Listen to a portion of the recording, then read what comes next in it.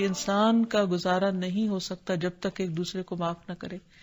زندگی کی گاڑی نہیں چل سکتی جب تک انسان دوسروں کے قصور اور غلطیاں ان سے درگزر نہ کرے، کیونکہ ہر انسان کبھی غصے کی وجہ سے، کبھی جہالت کی وجہ سے، کبھی جلد بازی کی وجہ سے، کبھی لوگوں کے اکسانے پر اپنے پیاروں کے ساتھ زیادتیاں کر جاتا ہے.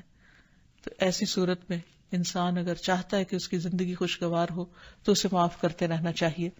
حقیقت یہ ہے کہ جو جس کے جتنا قریب ہوتا ہے، جیسے گھر والے ہیں، اس کی غلطیاں اور اس کی کمزوریاں زیادہ سامنے آتی ہیں اور پھر وہ ریپیٹڈلی سامنے آتی ہیں، بار بار سامنے آتی ہیں، تو ایسی صورت میں معاف کرنا بھی مشکل لگتا ہے، لیکن پھر بھی معاف کیے بغیر گزارا نہیں.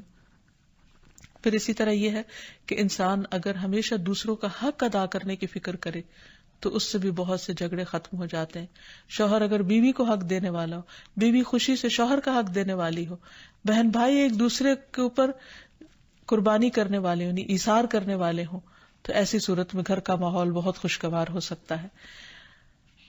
عورت کے بارے میں فرمایا نبی صلی اللہ علیہ وسلم نے کہ عورت اس وقت تک ایمان کی حلاوت نہیں پا سکتی جب تک کہ وہ اپنے شوہر کا حق ادا نہیں کرتی.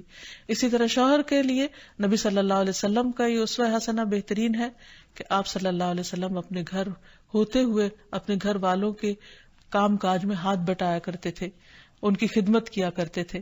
جب نماز کا وقت ہوتا تو فوراً نماز کے لیے تشریف لے جاتے. آپ اپنے چھوٹے چھوٹے کام خود کر لیا کرتے تھے.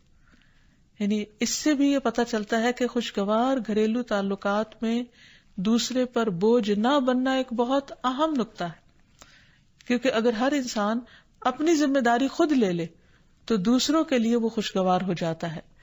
پھر اسی طرح گھر والوں کو اگر کوئی غم، تکلیف یا پریشانی ہو تو اس موقع پر اپنے اختلافات کو بھول کر ان کی مدد کرنا، ان کی کیئر کرنا اور ان کی دلجوئی کرنا، یہ بھی بہت ضروری ہے.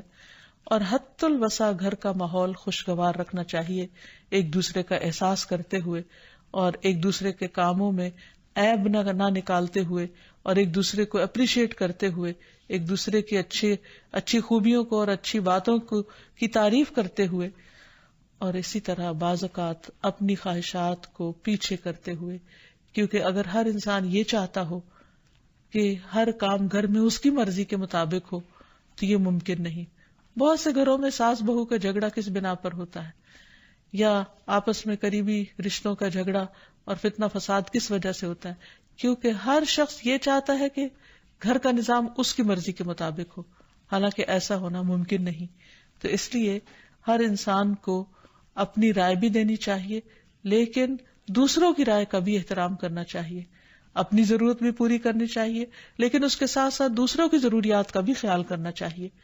پھر اسی طرح بہت سے معاملات میں قناعت اختیار کرنی چاہیے، کیونکہ یہ زندگی بذات خود ایک امتحان ہے اور اصل عیش و عشرت کی جگہ جنت ہے، دنیا نہیں، یا دنیا کا گھر نہیں. تو اس لیے ضروری ہے کہ مشکل حالات میں انسان اپنے عزیزوں کا، پیاروں کا، گھر والوں کا ساتھ دے، ان کی مدد کرے. مثلا شوہر کے اگر معاشی حالات تنگ ہیں تو بیوی ناجائز مطالبات نہ کرے. اسی طرح اگر بیوی بیمار ہے تو شوہر اس سے بہت زیادہ گھر کے کام کا مطالبہ نہ کرے. تو ایک دوسرے کے حالات کی رعایت کرتے ہوئے اگر انسان ایک دوسرے سے توقعات رکھے تو اس سے بھی حالات بہت خوشگوار ہو سکتے ہیں. اور پھر یہ کہ ہمیشہ دوسروں کی چھوٹی چھوٹی ایفرٹ پر ان کے لیے شکر گزاری کے جذبات ہونے چاہیے. مثلاً اگر کوئی آپ کو گھر میں پانی پلا دے تو آپ اس پر بھی شکریہ بولیں.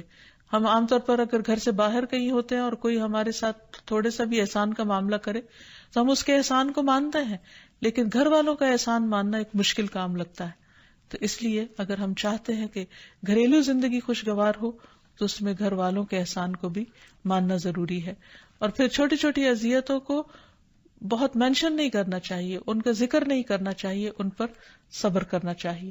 تو جو شخص شکر اور صبر سے کام لیتا ہے اس کی زندگی لازماً خوشگوار ہوتی ہے. لیکن اس کے باوجود بھی اگر گھریلو زندگی میں تنگی ہو، تکلیف ہو، آپس کی ناچاکی ہو، دشمنی ہو، پریشانی ہو، بہت بے چینی ہو، تو پھر اللہ سبحانہ وتعالی ہی کی طرف رجوع کرنا چاہیے. کیونکہ قرآن مجید میں آتا ہے وَإِن يُرِدْكَ بِخَيْرٍ فَلَا رَادَّ لِفَضْلِهِ يُصِيبُ بِهِ مَن يَشَاءُ مِنْ عِبَادِهِ وَهُوَ الْغَفُورُ الرَّحِيمُ. اور اگر اللہ تمہیں کوئی تکلیف پہنچانا چاہے تو اس کے سوا کوئی اسے دور کرنے والا نہیں، اور تجھ سے کوئی بھلائی کرنا چاہے تو کوئی اسے ٹالنے والا نہیں. وہ اپنے بندوں میں سے جسے چاہے فضل سے نوازتا ہے اور وہ بخشنے والا اور رحم کرنے والا ہے. تو اس لیے چھوٹی چھوٹی تکلیفوں پر بھی فوراً اللہ کا ذکر، اللہ کی یاد، اللہ کی تسبیح انسان کے دل کو سکون بخش دے.